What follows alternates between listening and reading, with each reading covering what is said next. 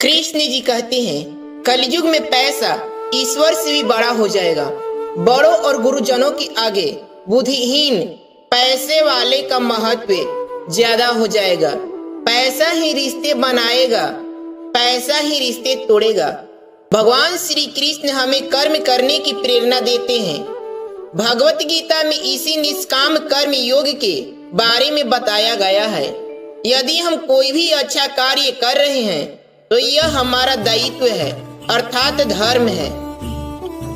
गीता में कृष्ण ने बहुत बड़ी बात कही है कि यदि आप धर्म करोगे तो आपको ईश्वर से मांगना पड़ेगा, लेकिन यदि आप कर्म करोगे तो ईश्वर को आपको देना पड़ेगा।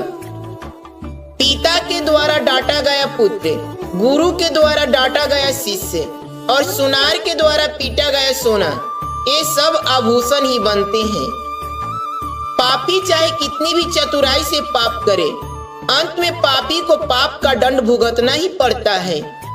कहीं न कहीं कर्मों का डर है, नहीं तो गंगा पर इतनी भीड़ क्यों है। जो कर्म को समझता है उसे धर्म को समझने की जरूरत नहीं। पाप शरीर नहीं करते, विचार करते हैं, और गंगा विचारों को नहीं सिर्फ शरीर को धोती है। शब्दों का महत्व तो बोलने वाले के भाव से पता चलता है, वरना वेलकम तो पैदान पर भी लिखा होता है। हमेशा संदेह करने से खुद का ही नुकसान होता है।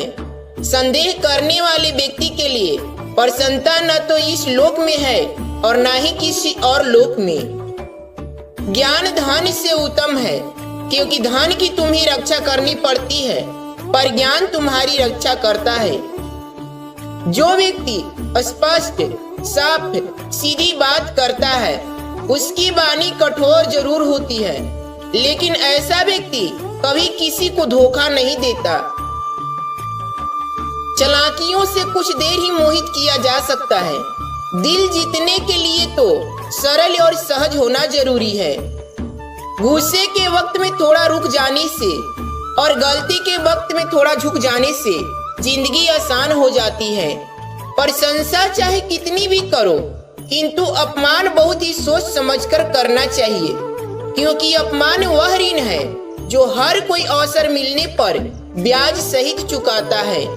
सहने वाला जब अत्याचार सहकर भी मुस्कुरा रहा है तो उस इंसान का बदला भगवान लेते हैं। जिसे अकेले में रोकर चुप होना और अपना दर्द छुपाना आता है, वो इंसान आज दुनिया में सबसे ताकतवर है। भगवत गीता में लिखा है इंसान के बर्बाद होने की 6 कारण है: नींद, गुस्सा, डर, थकान, आलस्य और काम टालने की आदत।